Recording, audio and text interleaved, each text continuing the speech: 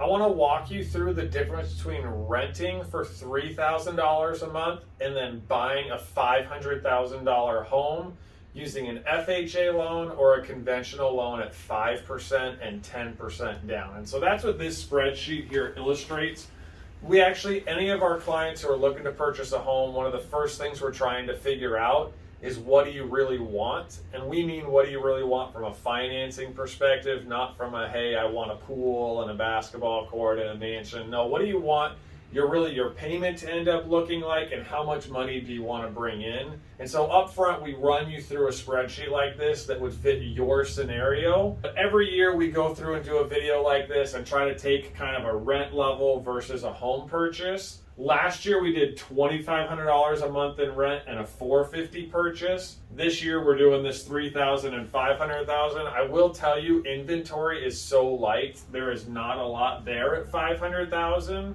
I think it would take some work to really find the right house at $500,000, but I think it's close and in the ballpark. It's just really hard for me to raise it more than $50,000 in 1 year, although that's I probably will admit to should have done $550, but regardless, we're walking you through $3,000 and $500,000, and we'll see as we get into summer if maybe this ends up being about the right number. So at $3,000 a month in rent, assuming that your rent never changes over the first 5 years, that's $180,000. And if you stayed in that same rental without any increases in rent, you're just over $1 million in costs. So a lot of times people will say to me, hey Ronnie, why is a house $500,000? That sounds so expensive when I can just rent for $3,000 a month. And then they find out over 30 years, $3,000 a month is over $1 million, and they go, oh, okay, I guess this house price then does make some sense. So that's just our starting point to work off of. This first option I want to walk you through here is an FHA loan. We did it at 3.5% down. So you end up buying at $500,000. Your loan amount goes to $490,944. You end up at 3.5% in a 30-year fixed. If any of you did the math really quickly, you go, hey, 3.5% of 500,000 is not 490,944.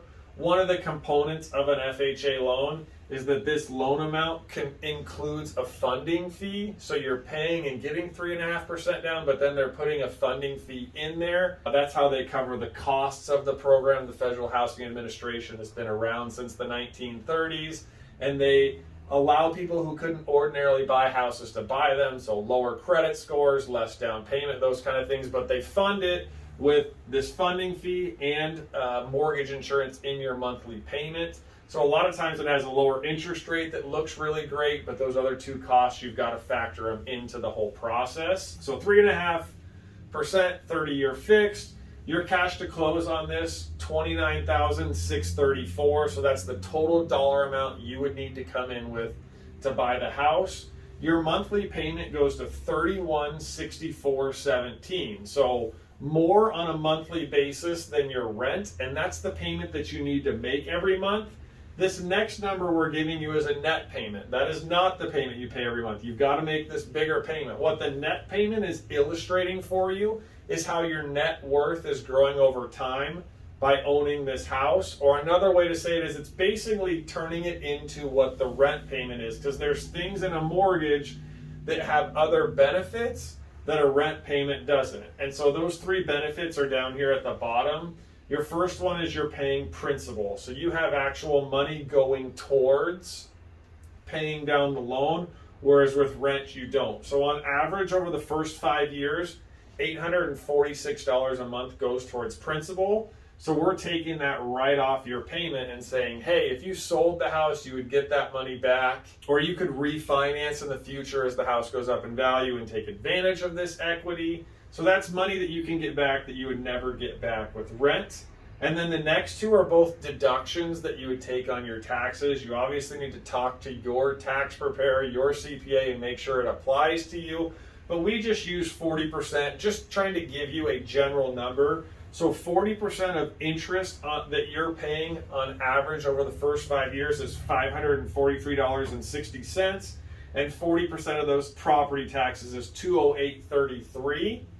And so again, both of these numbers, you've got to make this $31.64 payment, but that deduction on your taxes will either come in a tax refund at the end of the year, or you could change your W-4 up front and have the government withhold less money because you owe less taxes. So we're taking your monthly payment, subtract these three benefits you get from owning a house, and it's really like you're paying $1,566.24. And so you can see that's where the huge benefit is over renting. And what this doesn't include is it's not assuming the house goes up in value at all. So appreciation would be on top of this. But essentially, we then take this net payment and show you over 5 years, you're saving about $86,000 versus renting, and you're saving almost $500,000 versus renting by owning this house over 30 years. And your big downsides, the things you really have to work on, is being able to make that little bit of extra payment and having the $30,000 of cash to come in with, which you obviously don't have to have when you're renting. This is your FHA option. This 5% down option, it's very similar structure. Your difference is, so your loan amount goes to $475. You've got that higher interest rate. On this one, you're at 3.99 in a 30-year fixed. Your cash to close is higher because we're doing 5% down, so $37,750. Your payment ends up at $3,007. So you'll see the payment on this end isn't that drastic of a difference from the FHA. You'll see it bigger here in the net payment, and the reason for that is because the mortgage insurance is typically less here, so your net payment's going to factor out better because that net payment, the mortgage insurance doesn't have as much benefit, or doesn't have any like tax benefit to it. We're actually paying more interest, actually has more of a tax benefit, so your net payment ends up better on conventional. Regardless, you see you've got about just under $94,000 in savings over the first five years, and then $562,000 in savings versus renting over the life of the loan. Our last option here we did is a 10% down. This program is one of the programs we have right now that's very cool. The mortgage insurance is getting paid off up front, so there's no monthly mortgage insurance in there, and they're getting it at a really good rate, so you don't see as much increase in costs as we've seen in the past. So you go to a loan amount of $449,949. You're at 4% in a 30-year fixed. You've got to come in with just under $65,000 there, but now you're ending up with a payment of $2,768 and a net payment of $1,270. So you can see this larger down payment. Once again, you're seeing huge savings versus renting the same house for 30 years. And again, over 30 years, I would expect price appreciation to happen as well. So you've got even greater savings or greater growth in your net worth because the house is worth more.